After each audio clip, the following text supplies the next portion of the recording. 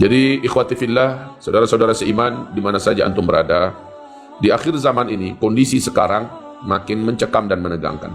Raja Salman sudah dilarikan, disembunyikan di tempat yang jauh, nun jauh di Jeddah sana, di tempat yang terpencil dari komunitas ramai. 150 orang anggota keluarga kerajaan sudah positif corona. 150 bukan jumlah yang sedikit. Kalau level keluarga kerajaan saja seperti ini, maka bagaimana nanti kira-kira dengan warga dan masyarakat? Gubernur Riyadh sudah kena satu persatu pertumpangan, karena memang gaya hidup mereka selama ini banyak yang tidak terjaga. Kemudian kalau kita lihat Vatikan Roma, para pendeta-pendeta yang ada di sana, para uskup-uskup yang ada di sana, seluruhnya sudah bergelimpangan, sudah satu persatu yang cabut dari muka bumi ini. Bahkan paus sendiri pun, walaupun sudah dikarantina, dijauhkan dari apa segala macamnya, dikhawatirkan. Pimpinan tertinggi, intelijen terkuat dan terbaik di dunia, Mossad, yang ada di Israel, positif corona.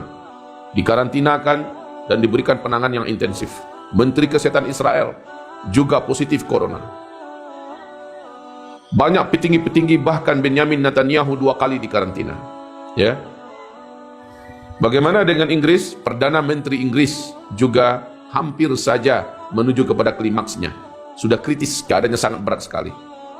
Pangeran Charles, ya, Ratu Elizabeth dan lain-lainnya, banyak yang seluruhnya, dan Inggris dalam keadaan menegangkan, mencekam. Jangan tanya kondisi Prancis, negara yang begitu hebat, negara yang begitu kuat, negara yang termasuk terelit di Eropa. Prancis juga sudah megap-megap, ya, antara dapat napas atau tidak lagi dapat napas. Eropa seluruhnya berjatuhan secara ekonomi, ya, militer mereka ada, peluru kendali mereka punya, senjata-senjata masih lengkap, peluru nggak ada yang dilepaskan, ya. Tetapi coba lihat, tidak ada satupun yang bisa menghadapi tentara Allah yang tak nampak ini. Dan kondisi Italia sudahlah selesai. Italia sampai menggaungkan azan, menyebut-nyebutkan kalimat la ilaha illallah. Ada yang non-muslim keluar, lalu sujud, tidak tahu sujud kemana, tetapi dia niatkan kepada pencipta langit dan bumi. Pada akhirnya mereka pasrah dan yakin tidak ada yang sanggup menyelamatkan mereka kecuali Allah. Kita ingat firman Allah dalam Al-Quran, orang-orang musyrik itu ketika mereka sedang berlayar dan ada di tengah laut, saat ombak setinggi-tinggi bukit dan gunung, ketika angin begitu kencang di tengah laut, saat langit gelap, petir menyambar-nyambar, saat itu mereka tidak melihat ada yang bisa menyelamatkan mereka, maka fada'ullaha mukhlishina lahuddin. Saat itu mereka benar-benar meminta kepada Allah, sang penguasa langit dan bumi yang perkasa, yang maha berkuasa. Mereka mohon, selamatkan kami. La in anjana rabbuna lanakunanna minal muslimin. Pasti kalau kami diselamatkan oleh Allah, kami akan kembali menjadi orang muslim, orang yang tunduk kepada Allah. Tapi falamma anjainahum, ketika kami selamatkan mereka, kami bebaskan mereka, kami tolong mereka, idahum musyrikun, tiba-tiba mereka kembali ke perang yang lamanya. Ini akan kita lihat, ya. Ada orang-orang yang sekarang menyadari, lihat sekarang di Maroko, keren, mereka dikarantina, mereka ada di rumah-rumah mereka, ya, tetapi menggaung di mana-mana, bersaut-sautan Allahu Akbar, Allahu Akbar, Allahu Akbar, ya, menggaung di mana-mana Allahu Akbar, Allahu Akbar. Anak kecil memanggil Allahu Akbar, la ilaha illallah, la ilaha illallah. Semuanya ingin kembali kepada Allah Subhanahu wa taala. Hal yang seharusnya memang harus terjadi. La'allahum yarji'un. Semoga mereka yang masih hidup, semoga mereka yang masih sedang menjalani petaka ini segera kembali kepada Allah. Lihat apa yang terjadi di Spanyol hari ini. Ya Allah, mengerikan. Ekuador, mayat bergelimpangan di jalan-jalan, tidak ada yang mengambil. Menjadi kota zombie atau kota paling menakutkan hari ini di dunia. Mengerikan. Di Amerika, di New York, ya, menjadi epicentrum terbesar di dunia. Tahu epicentrum? Pusat penyebaran wabah menular COVID-19 ini yang terbesar di dunia. Untuk per hari kemarin, Amerika sudah hampir mendekati 20.000 orang yang meninggal dunia. Kurang dari 2 bulan, hari per hari sekarang, sudah angka kematiannya menembus rekor dunia. 1.400 orang per hari. Sebelumnya 800 orang per hari. Tambah naik. Apa yang disampaikan oleh Donald Trump, apa yang disampaikan oleh petinggi-petinggi Amerika, mereka mengatakan 1 minggu ke depan adalah puncak gunung bencana, di mana diperkirakan angka kematian akan sampai di angka 200.000 manusia 240.000 manusia. Dan Cina yang katanya kemarin sudah mulai kondusif, sekarang wabah gelombang kedua menyerang. Mulai kota-kotanya di lockdown kembali. Sementara Amerika sudah menjerit dan sudah minta tolong pada Turki bahwa persiapan kami sudah habis, menipis, tinggal 10% kemarin. Dan ini tidak akan mampu untuk cadangan buat APD para dokter, ya. Alat-alat perlindungan para dokter sudah menipis di Amerika. Negara sebegitu kuatnya sudah minta tolong kepada Turki. Coba lihat mana sekarang. Rusia pun sudah mulai melockdown kotanya, sehingga ratusan ribu warganya cepat-cepat pulang ke kampung mereka masing-masing. Sudah terbayang bagaimana kondisi dunia sekarang.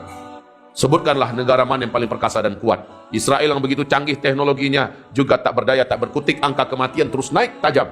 Karena mereka punya kebiasaan, orang Yahudi itu kebiasaannya kumpul-kumpul. Kebiasaannya adalah rame-rame, suka rame-rame.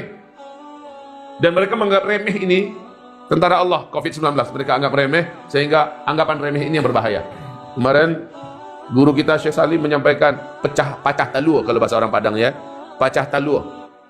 Ada satu kota yang di situ ada orang berkata, corona datanglah kemari, corona datanglah kemari. Kalian takkan sanggup datang ke negeri ini. Wah, langsung di kota itu betul ada orang pertama yang positif corona, sehingga langsung kota itu di lockdown oleh pemerintahnya. Mana ada sekarang tempat-tempat yang aman? Tidak ada tempat-tempat yang aman, saudaraku. Ya, yang aman itu tempat hanyalah kembalilah, larilah kepada Allah SWT. Karena corona satu makhluk di antara makhluk-makhluk Allah. Allah adalah Khaliknya. Kalau kita merapat kepada Sang Khalik dengan sebaik-baiknya, dan itulah satu-satunya solusi. Hai kalian kafirun, bila kalian tidak merapat kepada Allah dalam taubatan nasuha, maka kalian tidak akan menemukan jalan. Kalian berharap vaksin. Kalian berharap itu. Sampai kapan kalian bisa berharap? Silakan berharaplah. Katanya sudah ada vaksin yang dicoba kepada manusia, mungkin nanti akan menjadi apa? Silakan saja. Allah Subhanahu wa taala dengan kun fayakunnya bisa menciptakan lebih dahsyat daripada itu. Bisa menciptakan yang lebih ganas daripada ini. Dan sekarang Mongolia dan Tiongkok sudah mulai membuat 3 lapisan barikade karena wabah pes sudah mulai menyebar. Mengerikan ini.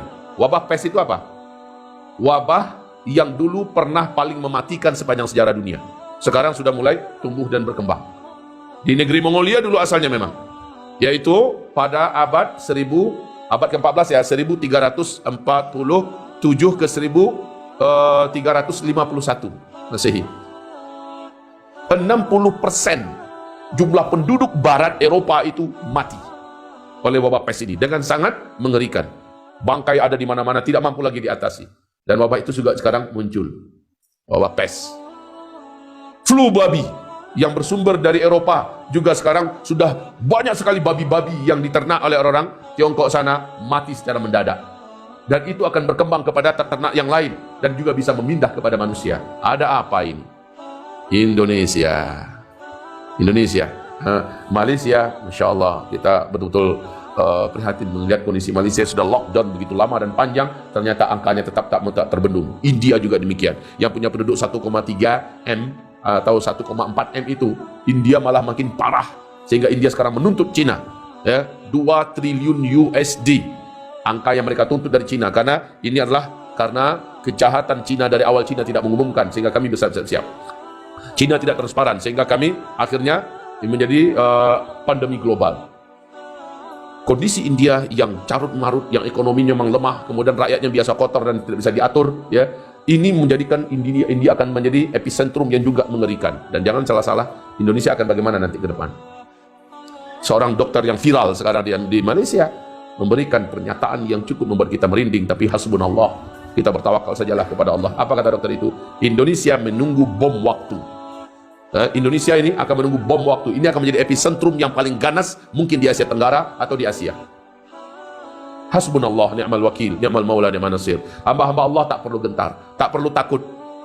Kita rapatkan diri kita kepada Allah, kita bertawakal kepada Allah, kita jaga dan kita amalkan segala perlindungan-perlindungan yang pernah ditawarkan Rasulullah, dan itulah sebenarnya perlindungan. Kemudian tawakal pada Allah Subhanahu wa taala. Gitu ya. Masalah rezeki, di balik ketawakalan dan ketakwaan yang dipuncakkan di dalam rumah-rumah tangga kita, saat kita tidak bisa keluar dan keluyuran dalam mencari nafkah, Allah bisa mengganti untuk kita dengan caranya. Tapi ke depan, beberapa pakar di Indonesia ini sudah bisa memprediksikan bahwa akan terjadi kelangkaan pakan yang menyebabkan orang-orang sulit mendapatkan makanan. Selama ini Indonesia tidak menggalakkan secara lebih hebat ya untuk bertani. Sekarang bertani itu pun sudah mulai dilarang. Sebab apa? Lockdown. Ya kan? Hasil pertanian akhirnya hancur. Tidak diambil. Peternakan juga tidak dirawat. Seperti di kejadian di RRT, akhirnya pada mati ternaknya. Untuk mengimpor, yang mau diimpor itu apa? Negara-negara seluruhnya serentak seperti ini kondisinya. Apa yang mau diimpor? Biasanya kita impor dari Thailand, impor beras, impor dari Cina, impor. Sekarang kita mau impor apa? Ya. Jadi warga Indonesia mumpung masih ada waktu sekarang ini, coba langsung garap tanah-tanahnya yang selama ini menjadi pusat perkebunan kita. Tanam biji-bijian yang menjadi pusat pertanian kita, tanam cepat sawahnya agar diaktifkan seluruhnya, jangan sampai tidak. Tapi kalau seandainya memang terhalang tak boleh keluar, apalagi saya dengar kemarin di Sukabumi, kaget Gubernur Jawa Barat, satu desa itu semuanya kena COVID-19 positif setelah rapid test dikerjakan kepada mereka 300 orang, dan ini terjadi penyebaran dan terus menyebar. Terlambat gerakan kita untuk menghadang dan menghalangi menyebarnya ini sekarang terlambat, dan ke depan kita hasbunallah tawakkalna 'ala Allah.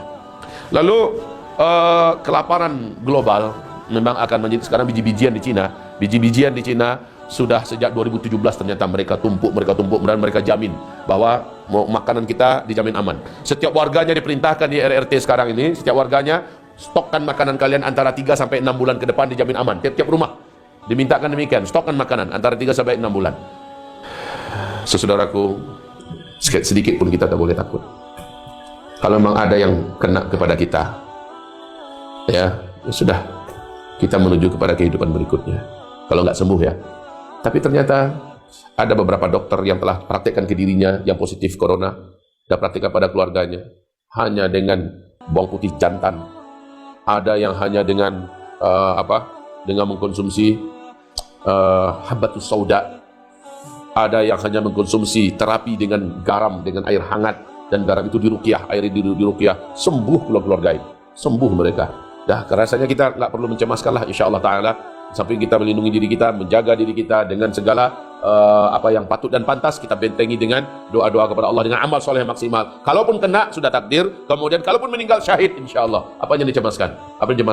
Toh yang kena bukan hanya kita, ya. Jadi jangan tegang ya. Ketegangan itu sangat berbahaya. Ketegangan, ketakutan, kecemasan ini sangat berbahaya. Dan Allah haramkan itu. La takhafu, kamu tidak boleh takut.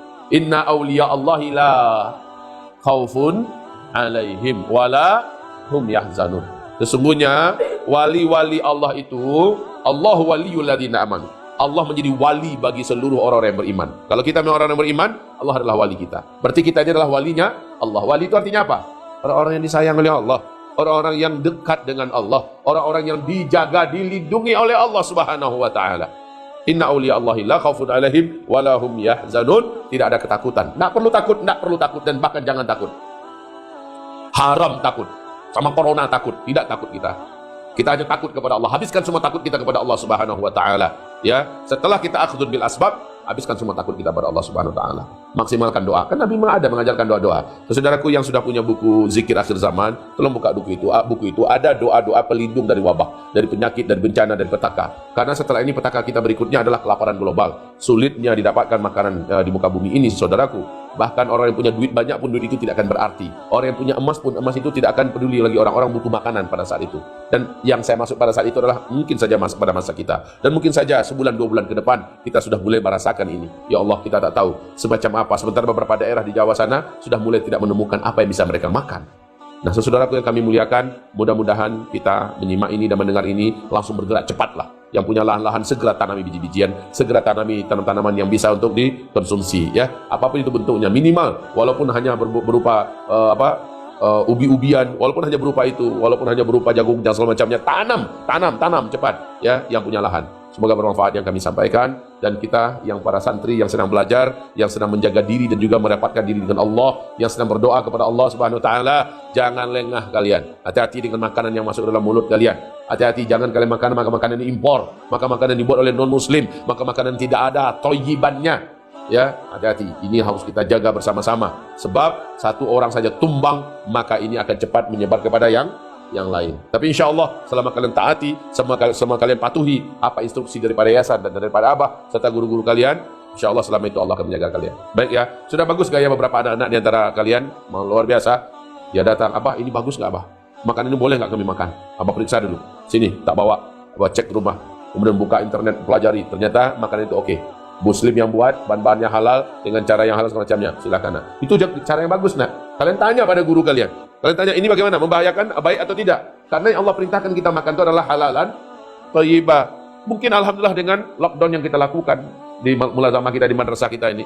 Orang luar tak bisa masuk, dan sekolahnya susah masuk, kita juga nggak diizinkan keluar. Orang tua pun datang, kita batasi di gerbang saja dan sebagainya. Itu sudah bagus. Tahu-tahu datangnya lewat makanan. Ini yang kita khawatirkan itu. Makanya kita harus betul-betul jangan karena kelihatan enak, ya, kelihatannya ini duit ada, beli. Wah, ini yang paling berbahaya itu, ya. Jadi sami'na wa ata'na, mudah-mudahan salah satu di antara syarat untuk kita dijaga oleh Allah dan dilindungi. Amin ya rabbal alamin. Barakallahu fikum. Demikian saja kita tutup dengan doa minta ampun kepada Allah Subhanahu wa taala dan doa kafaratul majelis. Astagfirullah. Astagfirullah. Astagfirullah. Subhanakallahumma bihamdika asyhadu an la ilaha illa anta astaghfiruka wa atubu ilaik. Wabillahi taufiq wal hidayah. Assalamualaikum warahmatullahi wabarakatuh.